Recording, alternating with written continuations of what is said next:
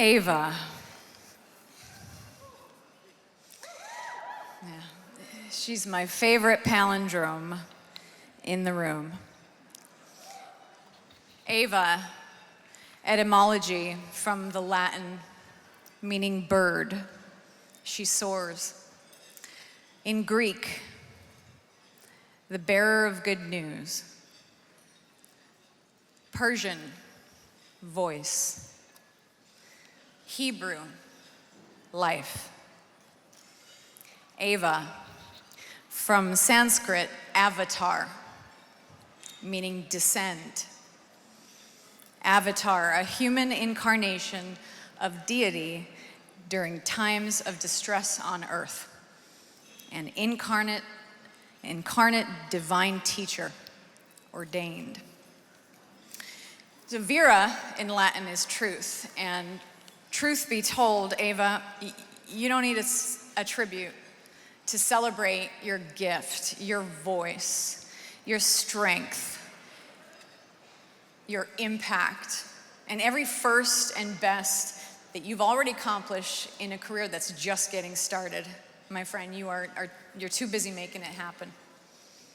So I think that this tribute is for the rest of us.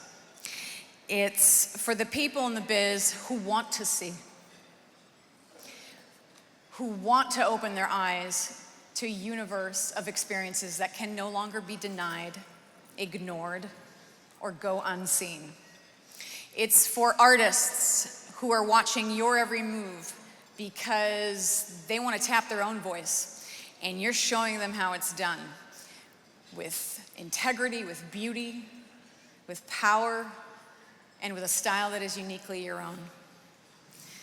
It's for the audiences who recognize the truth of their lives in the films that you make, and they are touched by it, and sometimes they are healed. And it's for the actors and the crews that you gather together on every set, people who find a sense of belonging in your work that you bring to life, who are nourished in that labor by your passion and your authenticity, and the way you fold us all into one embrace. Your embrace. It's a perfect 10 embrace. Lady, when you first hugged me, I swear my metabolism changed. You know, you hug hard enough to bring in all my broken pieces, and your hugs last. They last long after you let go. And when you let us go, none of us are the same afterward. Because of you, we work from a new normal on every project that follows. So the moment I stepped on Ava's set, I got a kind of vertigo. It was a wonderful kind of a sensory overload. There were women everywhere, women hanging from rafters in deep squats, holding cameras, women running the show, people of all colors, all genders, people of all ages. And for the very first time in my 25-year career, the only time in my 25-year career, my workplace looked like the real world. And what a strange and surprising relief that was. And I thought, this is what change looks like. And it is change born out of love. And when you look at Ava's whole career, that's the theme that runs through it all. Change born of love. Forging art and activism. Telling great stories that hold the system accountable, bringing us all together with a better sense of belonging. Ava, you are a change maker, you are fierce, you are unstoppable, and you are all about love. Sister Soldier of Cinema, I think you are a national treasure, and I salute you in love and admiration. Let's take a look at what you've given us in a ridiculously short amount of time.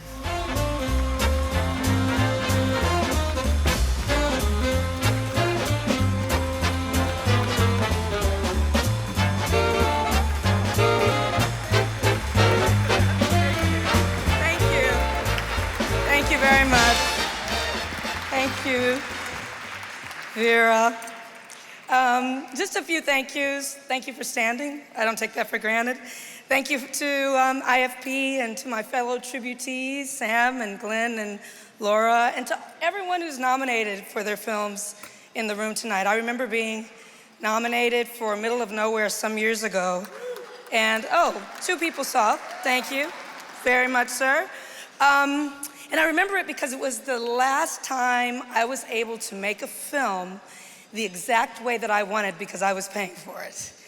And the only time that I've experienced that since is with Netflix. So I thank you, Netflix, for helping me make 13th and When They See Us exactly the way that I wanted it, for giving me in this body with you know, my background, millions of dollars to amplify my voice without question and with total support. It's a big, big deal. And so I thank you very much. Cindy and Ted, who are both here tonight. I am nervous, so let me get my little notes together. Vera Farmiga is one of those actors that I've always wanted to work with. And as a Black woman filmmaker, there are some actors out there that I just, at one point, thought I would never work with. And those are my own limitations that I placed on myself early on.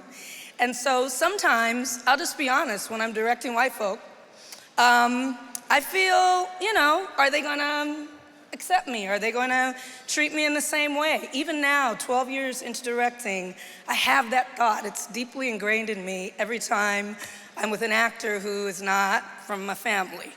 And so Vera is one of the ones that I really wanted to work with. I remember waking up that morning when she came to the set for the first time, and When They See Us, just like, I hope she's nice.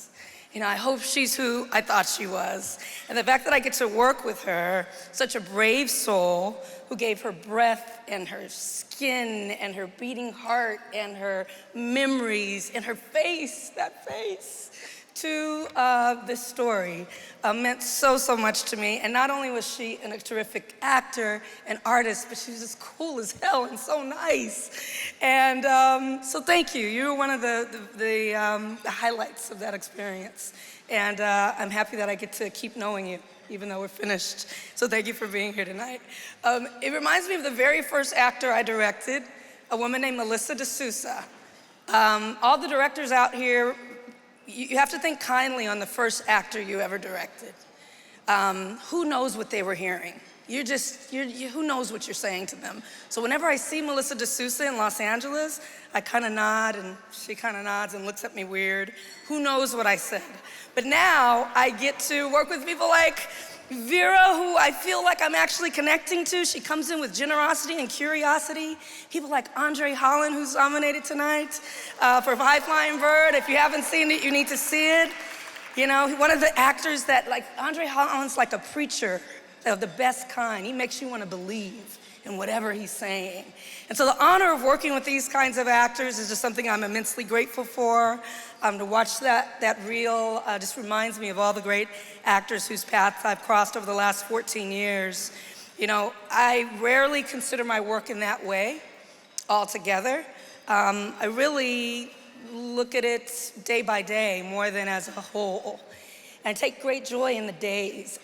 A young Black woman filmmaker named Nigella Moomin was starting her first feature called Jen, and I sent her a list of day-to-day things to remember on the set, because I'm so focused on the days, not the big picture of what I'm doing. And so I read them earlier this week as I was starting my new production to remind myself.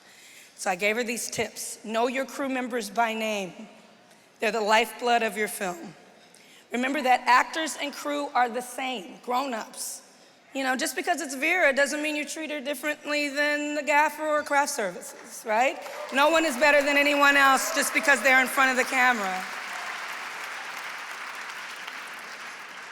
Change your socks at lunch. It makes you feel like a new woman, I promise you, and man. I suggest you deter actors from watching playback. Your job is to watch them so they don't watch themselves, and if they don't trust you to not watch themselves, then you have more of a problem. Never line read an actor unless they ask you to. And know that sometimes them asking you is a setup because you're not an actor, so when you do it, it's not gonna sound right. I know it's like a trick, so just like don't line read the actors. When blocking, well, first of all, never block without an actor. But when blocking, have a plan in mind before you begin. Don't wing it. Be prepared for hundreds of questions per day. You are now the chief question answerer. Don't be afraid to say, I don't know the answer. You don't have to know all the answers. More than half the people's job on the set is to help you find the answers. Hydrate and moisturize throughout the day. Black does crack, okay? My mother, who's here, did teach me that, so you must do this. Laugh and keep a warm atmosphere. We're making movies, not splitting the atom. And remind yourself why you're telling the story every morning on your way to set. Why it's important to you, what you want to say every single morning. And I share these with you because they remind me on a night like tonight when I see all the work put together. And yes, it all adds up to something that I'm really proud of, and I like that addition. But the math is important too. The whole equation, not just the results. Not just being on the big picture part of the journey, but the little things like how you are and how you behave while you're making the work. It matters more than you imagine. Not just to those around you, but the little things cultivate your spirit. They nourish your soul. Those little steps lead to big steps. And isn't it funny when we find that the biggest steps in the end have been the little ones all along? So thanks to everyone along my journey who took the little steps with me, and here's to more. Thank you very much.